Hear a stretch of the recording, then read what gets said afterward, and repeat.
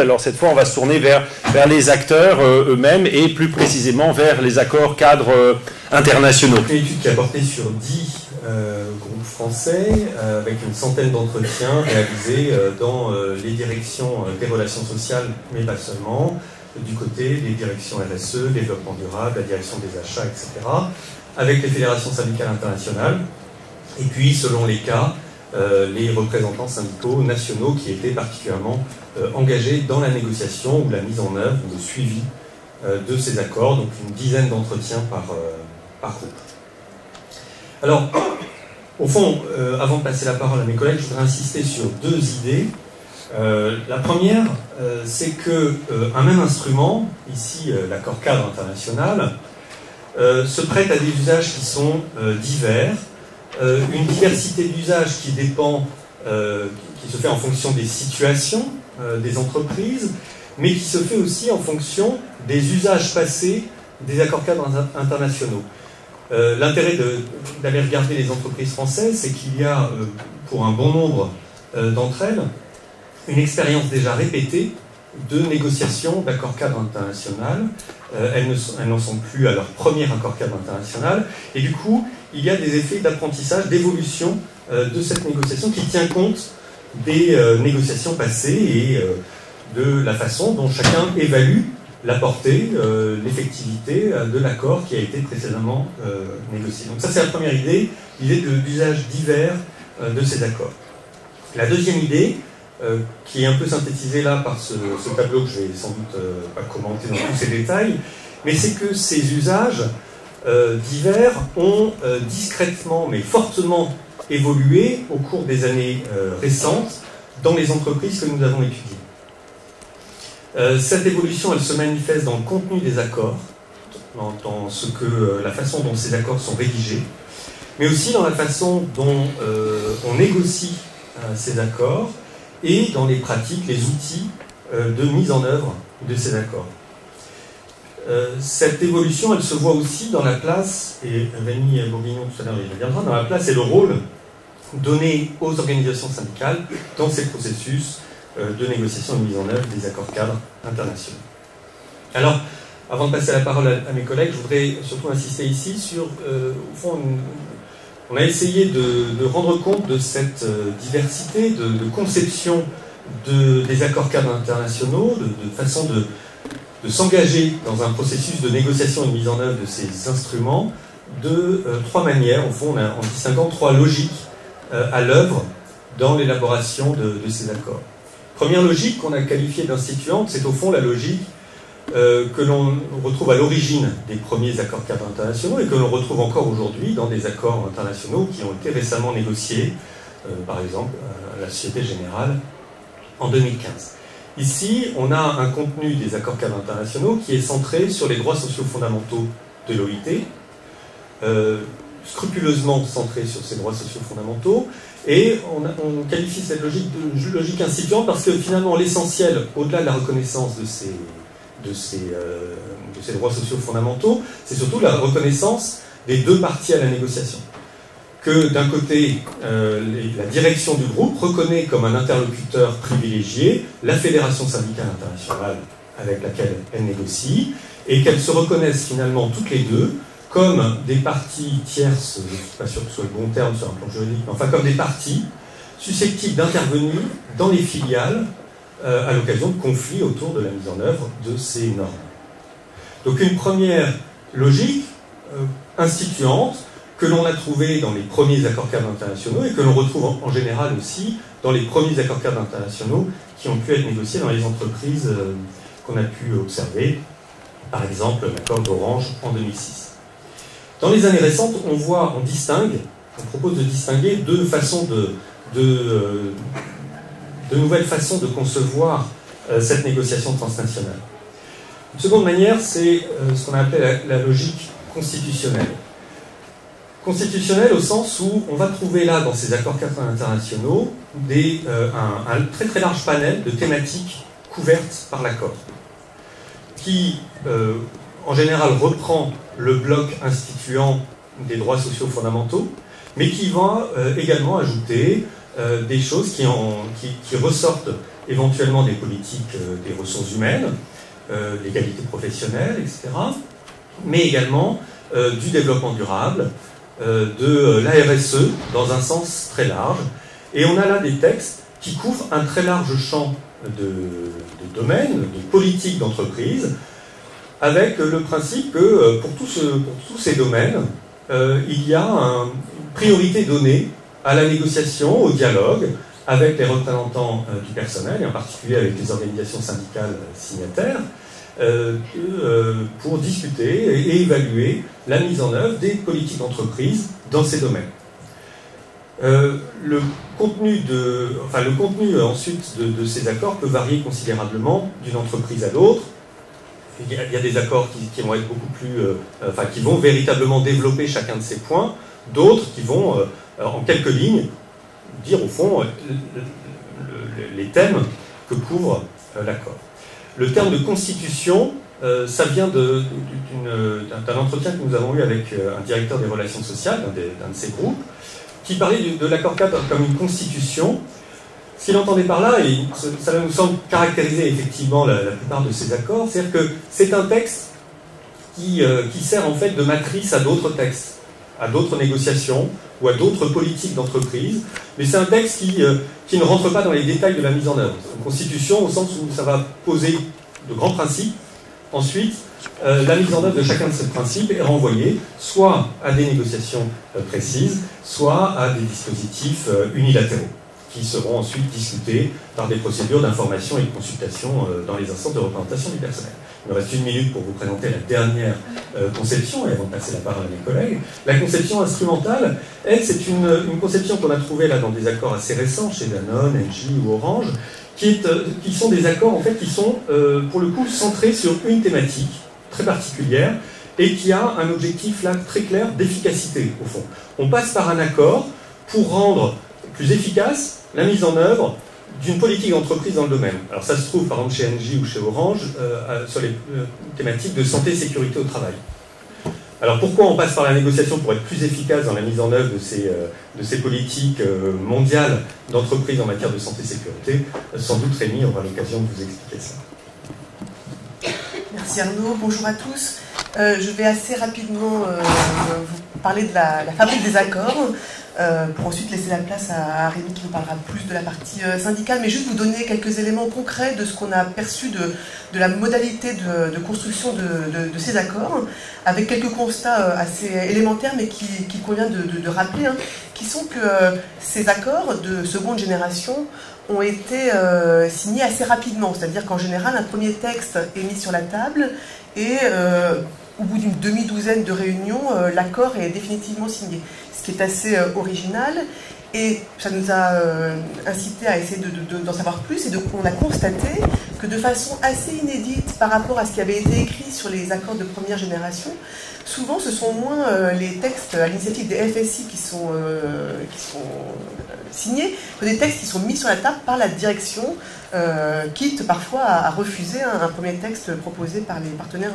sociaux. Donc ce qui est intéressant, c'est cette reprise en main en quelque sorte côté entreprise, et qu'il convient ensuite de mettre en perspective dans un temps un peu plus long, en constatant que ce moment de signature de l'accord doit être introduit dans une temporalité qui fait la part belle à 3 choses qu'on avait identifiées dans les différents cas qui sont développés dans le rapport qu'on a rendu au BIT. Des effets d'apprentissage, c'est le cas par exemple de Solvay, qui avait une longue histoire de signature d'accords cadres internationaux et qui du coup était doté d'une stabilité des personnes aux manettes des deux parties, des deux côtés des signataires, ce qui a contribué à faciliter la signature du nouvel accord en 2017. Le contexte de crise peut jouer dans la facilitation de la démarche. C'est le cas par exemple, il y a beaucoup de cas où les entreprises concernées ont rencontré une crise économique ou sociale. Par exemple, le cas de PSA est intéressant quand on demande aux personnes de raconter comment s'est déroulée la négociation. Le récit de la renaissance, de leur relancement de l'entreprise suite à la crise 2008 fait la part belle à cette dimension de crise pour évoquer l'arrivée de l'accord de 2017, du nouvel accord. Et enfin, la perspective d'internationalisation des groupes, comme dans le cas par exemple d'Orange, et de sa volonté de stabiliser son groupe en Afrique. Du côté des dispositifs mis en œuvre, ce qu'on observe, c'est deux catégories de dispositifs. Hein. D'abord, une instrumentation qui peut prendre la forme d'un reporting interne. Alors, comme on est un peu pressé par le temps, je ne vais pas donner tout le détail, hein, mais des indicateurs de toutes sortes. Renault en avait choisi 60 parmi 150 au départ qu'ils avaient prévu de mettre dans leur accord cadre international. Des procédures d'audit interne qui peuvent prendre la forme de panels paritaires pour aller sur les sites, observer les situations, ou encore des outils de formation tels que dans le cas d'Orange avec des binômes moteurs dans les filiales du groupe pour aller former sur place dans les filiales aux enjeux de santé et sécurité. Ça, c'est un premier volet de l'output, si on peut dire ça de façon aussi laide, des accords, et puis des arènes de discussion qui ont elles aussi plusieurs formes, parfois des arènes dédiées, hein, comme le cas du FAIR hein, chez Total, qui est une instance dédiée pour suivre le suivi de l'accord, ou évidemment les comités de groupe Monde qui ont eu une place importante dans le suivi des accords. Ce qu'on observe,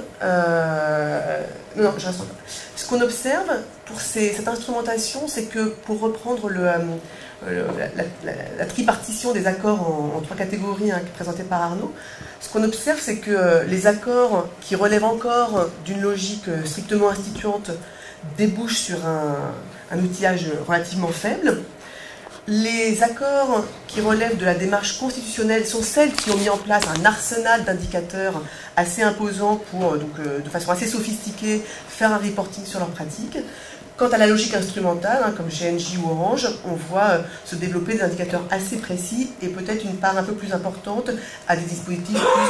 plus de suivi des sites et plutôt moins une instrumentation qu'un suivi par des comités dédiés. Pour clore cette présentation de la fabrique des accords, un point important, c'est qu'on a voulu inscrire notre réflexion dans la lignée des travaux, en tout cas de la terminologie de Marie-Ange Moreau, hein, qui parlait du document unique d'évaluation des risques professionnels comme un instrument de cartographie, de géographie sociale de l'entreprise. Et il nous semble qu'avec les accords cadres internationaux, on a cette logique cartographique. Alors, elle prend deux formes. Hein. D'abord, toute une série de cartographies qui sont réalisées pour servir de base de connaissances pour la négociation et pour mettre en place l'accord. C'est par exemple dans le cas de Danone, on nous a dit voilà, l'emploi durable, on s'est rendu compte que dans les filiales, les gens n'avaient pas la même définition, donc on a fait un travail pour clarifier les termes. Dans le cas d'Orange, ils se sont dit qu'il faut faire un état des lieux des couvertures frais de santé dans les pays d'Afrique. D'abord, une cartographie préalable pour savoir de quoi on parle, quels sont les problèmes à régler. Et ensuite, un travail cartographique dans l'autre sens, qui consiste à déployer l'accord de par le monde, et puis obtenir, y compris des informations qui remontent, notamment par les fédérations syndicales internationales ou par les acteurs syndicaux locaux. Alors, ce qui est intéressant dans cette dimension cartographique, c'est qu'elle est à la fois adossée à des choix structurants. On ne fait jamais une carte à l'échelle 1, hein, comme dirait le texte de Borges, sinon on ne dit plus rien. Si une carte à l'échelle 1, elle est à l'échelle du groupe, on ne peut plus rien dire. Donc il faut faire des choix structurants sur les priorités à examiner, sur les zones à examiner, et en même temps, les enquêtés que nous avons rencontrés ont toujours raconté aussi comment sont mis en place des dispositifs pour permettre la découverte de territoires méconnus, de zones ou de problèmes qui n'étaient pas anticipés dans la cartographie amont et qui vont pouvoir remonter dans la cartographie aval. Et avec plus ou moins de succès, on verra avec Rémi concrètement comment se passe cette remontée d'informations depuis le terrain. Et pour finir, de façon un peu plus théorique. Ce qui nous a intéressé dans cette partie, c'est de voir autour de cette notion de frontières et de géographie sociale de l'entreprise, de voir que l'accord mondial, c'est un objet frontière. Alors ça, je ne vais pas rentrer dans le détail, mais c'est un concept de sociologue pour évoquer des objets qui sont à l'interface entre plusieurs acteurs avec des intérêts qui ne sont pas forcément les mêmes, mais qui se retrouvent sur l'utilité de cet objet à un moment donné. Et l'accord 4, c'est vraiment ça, c'est qu'on voit, quand on interviewe les différentes parties, que tout le monde n'y mettait pas la même chose, mais qu'au total, tout le monde parvient à trouver son compte dans la signature de ce texte.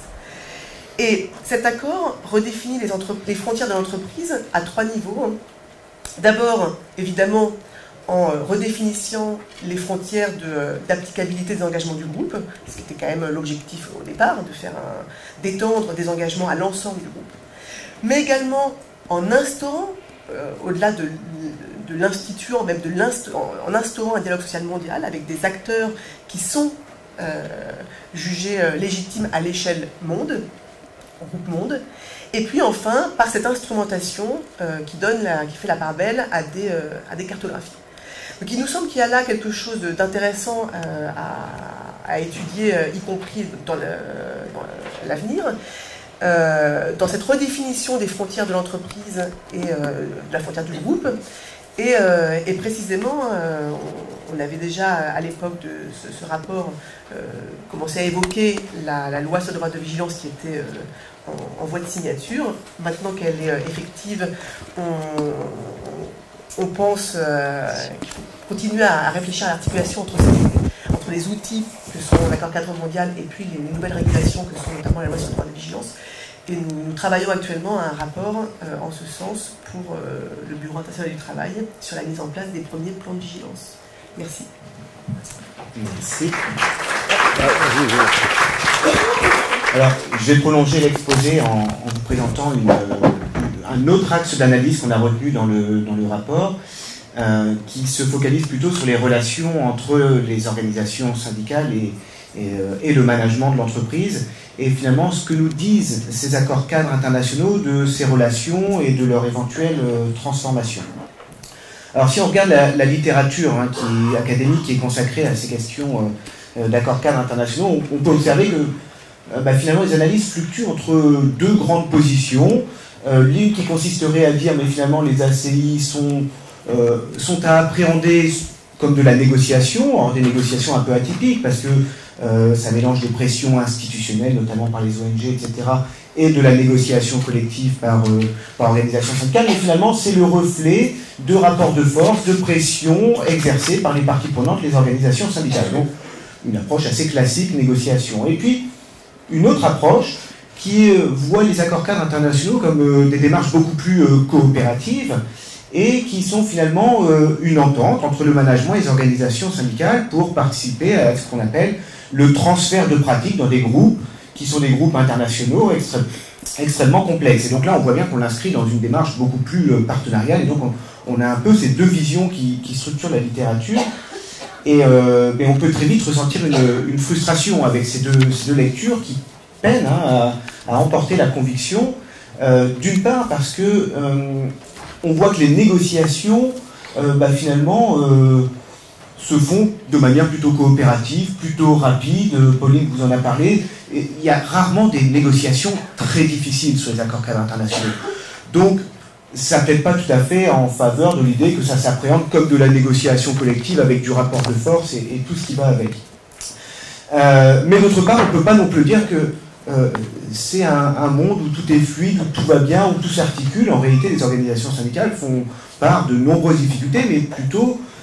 quand on est dans la mise en œuvre et moins dans la négociation. Et donc, on voit très vite émerger l'idée que peut-être il ne faut pas l'appréhender de manière très classique, comme un camp syndical homogène contre le management homogène, mais que probablement il faut renouveler les grilles de lecture sur ces questions-là, et se dire qu'il y a une question qui est celle des groupes internationaux, et notamment des problématiques de régulation autour du siège et des filiales dans les groupes internationaux. Donc pour cette raison, on s'est tourné vers une grille de lecture. L'idée, c'est pas de faire ici un débat théorique, mais qu'on appelle en organisation l'approche micro-politique, des entreprises multinationales. Donc ça, c'est une grille de lecture qui s'est fortement développée en management international pour analyser les relations siège-filiale dans les entreprises multinationales, avec cette idée que finalement, les sièges et les filiales dans une entreprise, ils n'ont pas les mêmes intérêts, il y a des divergences extrêmement fortes, donc il y a des rapports de force qui vont se mettre en place, et donc on peut étudier toutes les stratégies mises en place par les filiales pour essayer de s'émanciper du pouvoir des sièges sociaux. Donc ça, c'est une grille de lecture qui s'est développée depuis un moment, et qui a trouvé des échos dans l'analyse des relations syndicat-management, avec dans la littérature des travaux empiriques qui ont montré comment localement un manager peut avoir intérêt finalement à bien s'entendre avec ses organisations syndicales pour s'émanciper du pouvoir du siège, montrant que finalement si on ne lui laissait pas un peu de marge de manœuvre, un peu de liberté, eh bien ça risquait de se retourner contre les intérêts du groupe. Et donc nous, la proposition qu'on fait, elle est presque symétrique à ça, puisqu'elle consiste à dire mais finalement les accords cadres internationaux peuvent aussi être conçus comme un moyen mis en œuvre par les sièges sociaux des entreprises multinationales pour accroître leur pouvoir dans la surveillance de leurs filiales. Et donc on voit ici finalement des mécanismes un peu nouveaux à travers un autre canal de remontée d'informations que la ligne strictement managériale, ou également par la mise en place de comités de dialogue social ou d'instances locales chargées de mettre la pression sur le management. Et on peut faire cette hypothèse-là. Et donc, ça nous amène à focaliser, à changer un peu le regard qu'on a sur ces accords cadres. Alors, là, dans cette exploitation, on a zoomé sur à la fois les instruments de gestion, les outils de gestion qui sont mis en œuvre, et les re-questionner au regard de cette relation syndicat-management, donc on va y revenir, et puis la question des relations qu'il faut regarder au sein de chacun des groupes, au sein du camp syndical, au sein du camp managérial, plutôt que de toujours les prendre comme deux blocs homogènes. Alors, là, on peut brosser comme ça très, très rapidement, sur une matrice qui va presque de soi, la diversité de ces relations. Donc le management, par exemple, est traversé de conflits d'intérêts entre sièges filiales et de manière horizontale entre les services, de manière là aussi extrêmement intuitive. On voit bien pourquoi les directeurs financiers, le directeur de la responsabilité sociale d'entreprise n'ont pas tout à fait la même conception de l'action du groupe. Et c'est un peu la même chose dans les organisations syndicales, qui sont également organisées de manière verticale, avec des tensions qui peuvent émerger entre les logiques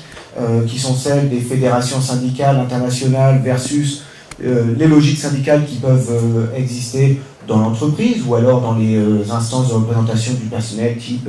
comité de groupe, comité d'entreprise européen, et puis on pourrait ajouter également les fédérations nationales qui jouent un rôle. Donc là on a une complexité verticale, et évidemment une complexité également horizontale, puisqu'il y a des rivalités syndicales, et il peut y avoir aussi des divergences d'intérêts entre les salariés de tel pays ou de tel autre pays. Alors nous on va focaliser plutôt sur le vertical ici. Alors pour pas, je ne reviens pas sur l'étude et la méthodologie, je vous donne juste les principaux résultats qu'on peut observer. Alors tout d'abord, de manière assez flagrante, et là les résultats que je vous donne, d'ailleurs ça nous embarrasse un peu parce qu'en tant que chercheur on aime bien montrer plutôt la diversité des pratiques, mais là on a eu des discours extrêmement homogènes des acteurs qu'on a interrogés. Mais quand on interroge l'acteur managérial et l'acteur syndical, on se rend compte que finalement les accords cadres internationaux introduisent assez peu de nouveaux droits ou de nouvelles politiques. C'est souvent un prolongement de politiques managériales existantes. Alors ça peut être une extension géographique, la politique existait dans le groupe, mais là on décide de l'appliquer sur l'ensemble du périmètre monde. Ça peut être une politique qui existait, qu'on a ajustée à la marge, mais parfois c'est une politique qui existait telle qu'elle, qu'on a simplement mis sous forme contractuelle. Alors là, je vous ai mis des verbatims pour qu'on se représente ça. Donc le premier, là, dans cet accord, nous avons consolidé, nous avons donné du sens, une plus grande publicité, mais nous avons repris également certaines dimensions, certaines dispositions qui étaient présentes dans beaucoup de pays dans le monde, mais pas dans tous. Finalement, cela nous aide à mettre en cohérence, à déployer plus largement des mesures qui étaient déjà largement présentes. Donc ça va un peu dans le sens de notre hypothèse, qui consiste à dire, mais finalement, au niveau central, les managers, ce qu'ils souhaitent, c'est avoir aussi un relais pour aider à mettre en œuvre des politiques, parce que peut-être qu'avec le seul outil managérial, ils ont des difficultés. Et là, c'est la deuxième partie des verbatims qui vous le montre, puisque le principal argument qui nous est apporté pour expliquer pourquoi on a besoin d'en passer par cette forme contractuelle, si la même politique était faite par la voie managériale, pourquoi passer par une voie contractuelle? Eh bien, systématiquement, c'est l'idée que ce serait plus efficace dans la mise en œuvre, avec la volonté de mobiliser le réseau syndical au service de ces politiques sociales d'entreprise. Alors là, je vous ai mis deux verbatims, mais en fait, on en a pour toutes les entreprises qu'on a étudiées, et je vous renvoie au rapport qui est disponible en ligne et sur lequel il y a l'ensemble des verbatims. Mais par exemple, les syndicats sont beaucoup mieux organisés que nous, et ça percole très vite. En plus, il y a les fédérations internationales qui en rajoutent une couche. Donc ça, c'est sûr, ça peut être une force de frappe, qui pourrait appuyer là où ça peut faire mal. Bref, l'idée, je vais aller un peu plus vite parce que je suis long, mais c'est bien de mobiliser l'organisation syndicale pour être plus efficace, pour mettre sous pression le management local. Alors si on analyse les outils de mise en œuvre, l'instrumentation de gestion au regard de cette question, eh bien on voit finalement qu'on a des outils très classiques, des outils qu'on a appelés unilatéraux, là que vous trouvez sur la partie gauche ici de la matrice, qui sont des outils très classiques du management. Quand un siège social souhaite surveiller ses filiales, eh bien il met du reporting en place, il peut mettre de l'audit social, etc. Donc ça, c'est des outils de contrôle qui sont pilotés par le management. Et puis d'autres entreprises sont beaucoup moins outillées et ont l'air de se reposer sur l'exploitation du réseau syndical en disant on ne met pas tellement d'outils de contrôle et de surveillance, mais on va attendre que le réseau syndical nous remonte l'information. Donc on voit bien là ces deux mécanismes de contrôle. Et ce qui nous a intéressé, qui nous a paru plus original, dans certaines entreprises, on voit des mécanismes qui sont un peu entre les deux, qui coordonnent finalement la voie syndicale et la voie managériale. Je ne vais pas toutes vous les passer en revue, mais par exemple, l'idée d'aller faire des visites conjointes avec des équipes mixtes, management, organisation syndicale sur le terrain, ou l'instauration de comités de dialogue social locaux, là aussi pour habiliter des acteurs localement et discuter avec le management.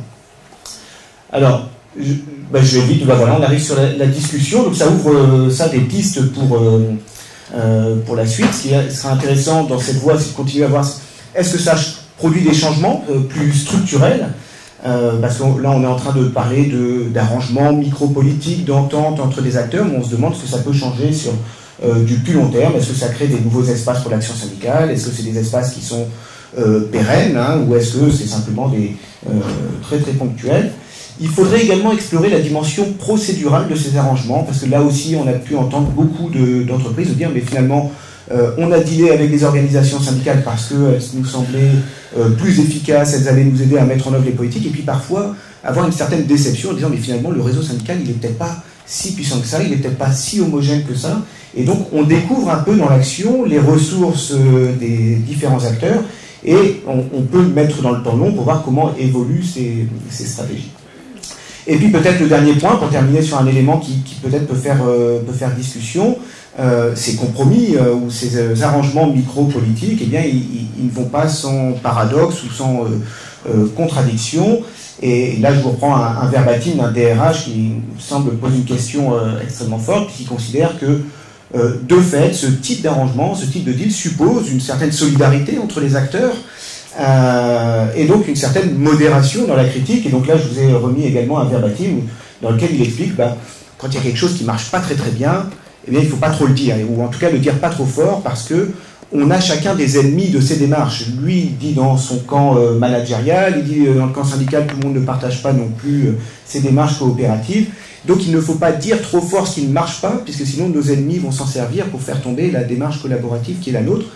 Et donc, il y a comme un paradoxe, puisque c'est quand même des outils qui doivent permettre de résoudre un certain nombre de conflits locaux, mais on peine à les exprimer dans les structures, et donc ça amène beaucoup d'arrangements ou de règlements qui sont très informels. Voilà, je crois que je suis arrivé au bout du temps, donc je ne vais pas plus loin. Merci beaucoup.